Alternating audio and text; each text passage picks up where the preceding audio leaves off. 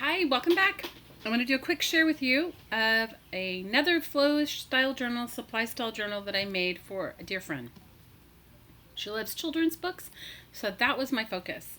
I went to a thrift store, found this really cool old children's book, and I took it apart, took the insides out. After I did that, I poked a hole and then I sewed the button and the closure, the ribbon closure on it. I was just going to wrap around at the end. She's a watercolor artist, so I thought maybe she might want to use this like a Midori style journal in the future and add her watercolor paper. So I didn't want to. Usually I make them with elastic. This one I made just this way so she can make it as large or as small as she'd like. I reinforced the spine with Gorilla Tape, which is my favorite kind of duct tape to use. A little bit more pricey than regular duct tape, but it works really well. I made two pockets, one for the front cover, one for the back, out of upholstery samples, just cutting, and then I zigzag sewed around the bottom, the sides and the bottom, and I used like a thick PVA style glue, like an Elmer's glue all or a thick designer tacky glue, and glued the book pages in and let it thoroughly dry before I moved on to the next step. Inside you can see I included a lot of fun things that I enjoy making. I like using these in my journaling efforts and in my collaging efforts. I collage on them. So I cut up a bunch of just food packaging tags. You know, this is from a cereal box. This looks like it's from Pop-Tarts. This is from a seltzer box. It made her a lot of little envelopes made from book pages and from magazine style pages. These are also fun ways to include neat things in your journaling efforts. You can glue them to a page and then include your goodies in it if you're making a junk style journal. Now, the idea of sharing a supply style journal is you share things you use and love, things you have a lot of. So I went through and I found this is a Japanese writing book page. I made her some die cuts from different things, all sorts of things, from cardboard and from, this is from a wallpaper sample. I made her some junk mail envelopes. And I used a hanging file folder as a pocket, but she could also take this out and use it as a journaling cover. This is a calendar page that's also would be a great journaling cover as well. It's a little thicker than most. Inside, I once again included a lot of different tags. These are some of my favorite tags to make out of used crossword puzzle books. So even taking things that your kids have used or you've used and making them into parts of my journaling pieces. These are wallpaper samples, children's book pages, and I jelly printed on a lot of magazine pages, which I really enjoy doing. And I usually tear this up and put it in my collaging efforts or make different things out of them, embellishments, all kinds of stuff. This is kind of fun. This is a textured wallpaper sample, and what I did with this one is I used Mod Podge, and I had the wallpaper sample, I measured it and had it open, and I Mod Podged the top part that you would see once it was folded up with paper napkins and with dressmaking pattern paper. I did 2 layers, first the napkin, then the dressmaking pattern, and I let it dry thoroughly, and then I folded up the top and zigzagged it. This would be a great Midori style journaling cover. I included lots of fun bits and pieces in here. Here are these paper flowers that you guys know I love making, and I sent them to her flat. They're made out of newspaper, those newspaper flyers that you get. This is what it looks like once you scrunch it all up.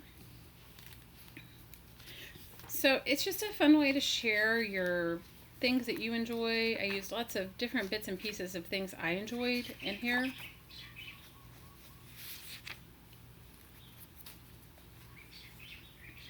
Book jackets, which I really love using. These make great journaling covers as well. This came from a Japanese book. And if you can't really see it on the camera, but the paper's got a really nice linen feel and linen grain to it. So it would be a really good either, book page jacket inside of your junk journal or even a cover itself.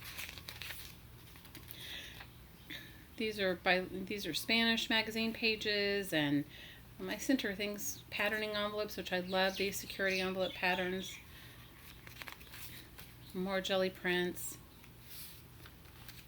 Now, I also live in a tropical area, so I tried to send her stuff from where I'm from as well. I included this book jacket for the same reason as the others, as a junk style journal cover.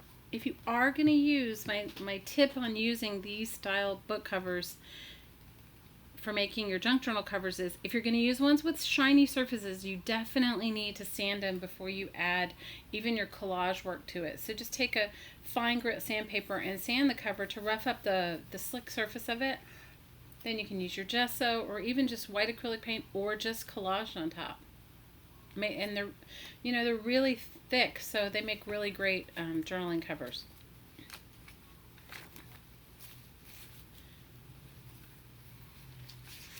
I love this paper. It came from an old set of encyclopedias, and it's really thin, almost like an onion style paper, and so it makes really great collage. You can see stuff through it. It becomes translucent when you add glue on top. It really makes nice for your collage efforts. What's fun about sending this style journal to your friends and to sharing your stash is, we each have something different, and we each focus on different things in our collage and our journaling work. I really enjoy doing jelly printing on magazine pages, and I think it comes out really great.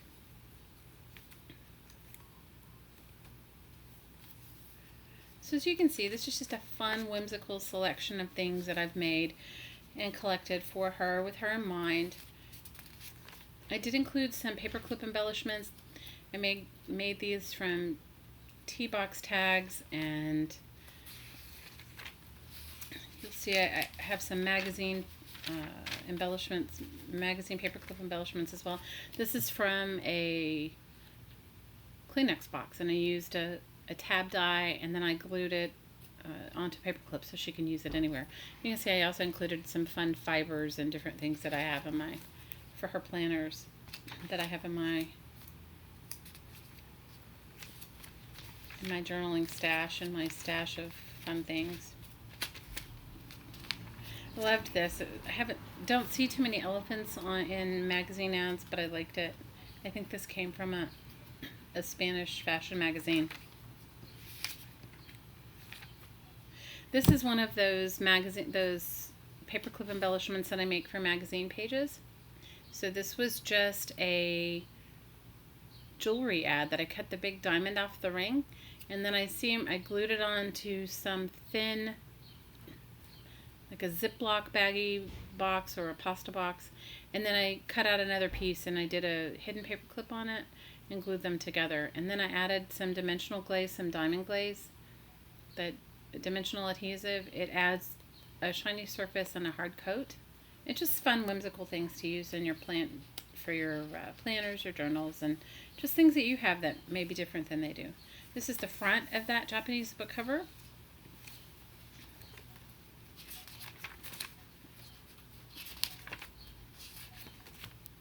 I just added things that I enjoy. Chinese New Year envelopes and packaging tags and just fun little bits and pieces. This is another one of those magazine paperclip embellishments. This is fun for all of you who collect shopping bags or craft bags.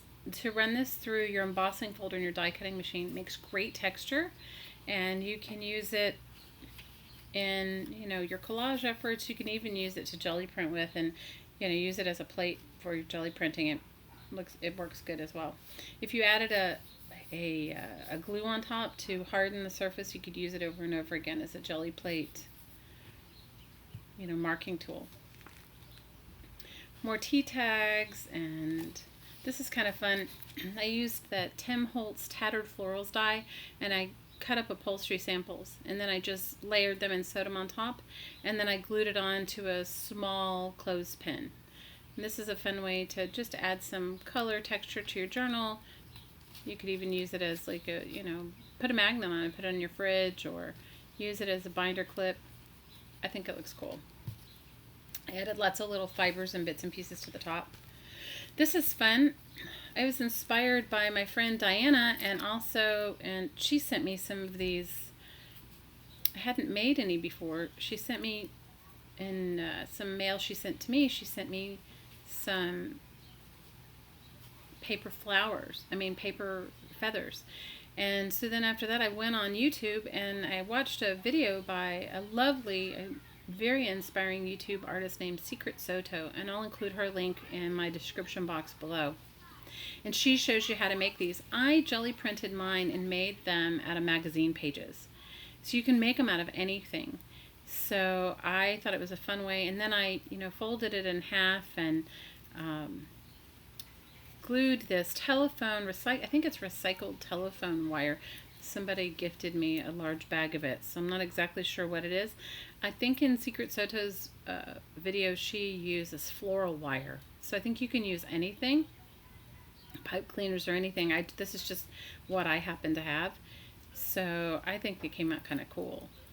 I love the way they came out, and it's a great way to use it for magazine pages as well. So I will include her video, the link to Secret Soto's video on how to make magazine. I don't know if she uses magazines. I can't remember. It's been so long since I watched it. Anyway, this is the back side of the pocket. What I will tell you, if you do decide to use an old book, is what I did is I not only did I reinforce the inside, but I reinforced the outside.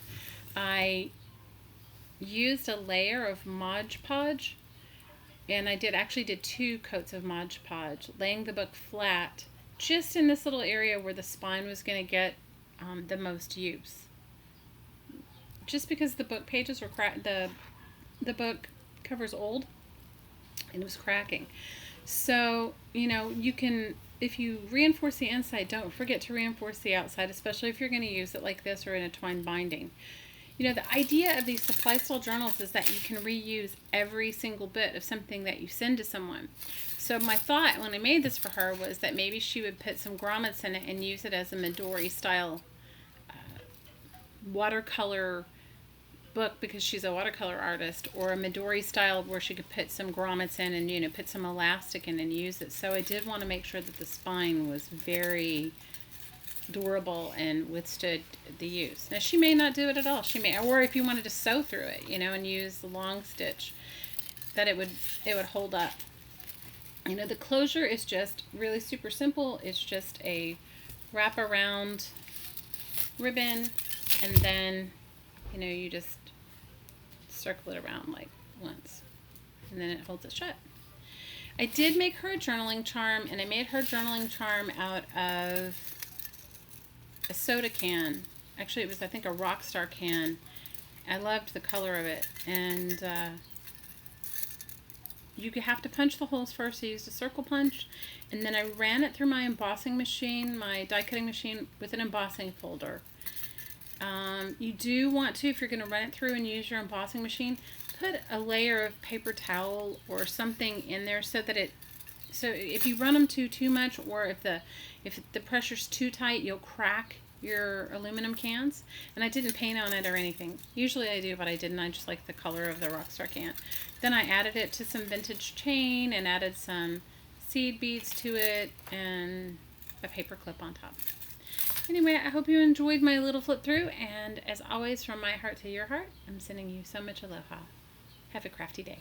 Take care.